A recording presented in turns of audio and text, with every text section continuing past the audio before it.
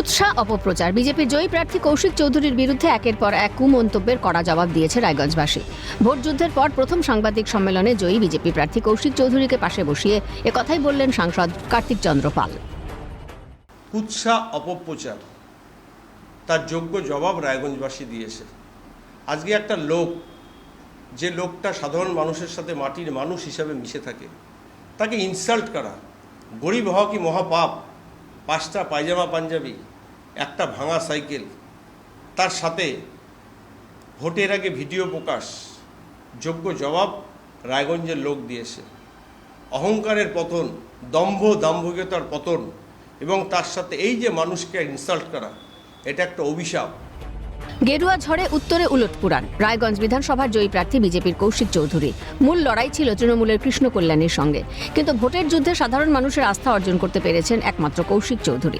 সাধারণ মানুষ স্বতঃস্ফূর্তভাবে ভোট দিয়েছে, তারই প্রতিফলন ভোট বাক্সে দেখা গেছে বলে জানান কার্তিক চন্দ্র পাল। আজকে যেভাবে যে নোংরামো করা হলো, চমকানো ধমকানো করা হলো, আজকে রায়গঞ্জবাসীকে যেভাবে ধমকানো হলো, মানুষ স্বতঃস্ফূর্ত ভোট দিয়েছে এবং তার প্রতিফলন ভোট বাক্সে পেয়েছে।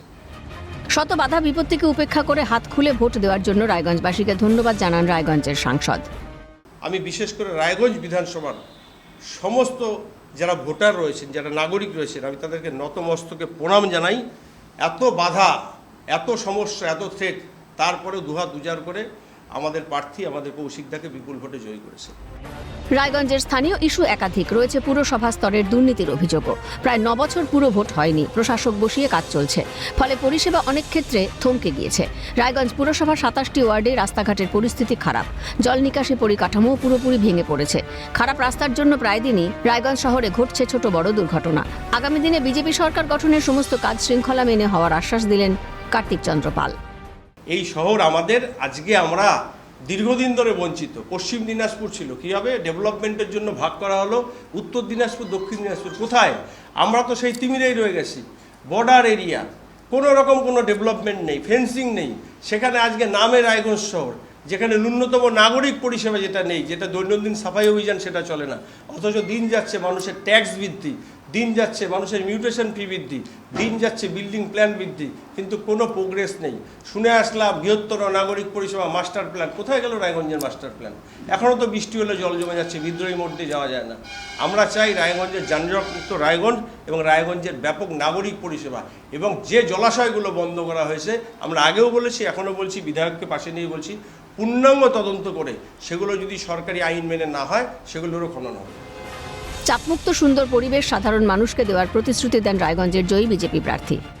তো আমাদের প্রথম কাজ হবে একটা সুষ্ঠু ব্যবস্থা তৈরি করা, যেখান থেকে সাধারণ মানুষের ভোগান্তি কমবে, এবং সর্বোপরি যে একটা সাধারণ মানুষ বীতশ্রদ্ধ 2017 সালে সাধারণ মানুষ দেখেছে কি করে বোমা গুলি দিয়ে, বন্দুক দেখিয়ে কি করে আর এই দখল হয়েছে রায়গঞ্জ পৌরসভা। তো তার বিপক্ষে রায়গঞ্জের মানুষ কালকে আবার জনমত জানিয়েছেন। তো আমরা চেষ্টা করব এবং আমরা প্রতিজ্ঞাবদ্ধ যে মানুষকে এই যে চাপ মুক্ত করার, এবং মানুষকে একটা স্বচ্ছ সুন্দর এবং যেরকম সুন্দর পৌরসভা হয় সেটাও দেওয়া। এখন রায়গঞ্জ জুড়ে সাজো সাজো রব। আগামী দিনে রায়গঞ্জবাসীকে কিভাবে পরিষেবা দেওয়া হবে তা নিয়ে ঘুঁটি সাজাতে ব্যস্ত বঙ্গ বিজেপি নেতৃত্ব। ক্যামেরায় জ্যাকি সিং এর সঙ্গে রাজা সাহার রিপোর্ট, ক্যালকাটা নিউজ।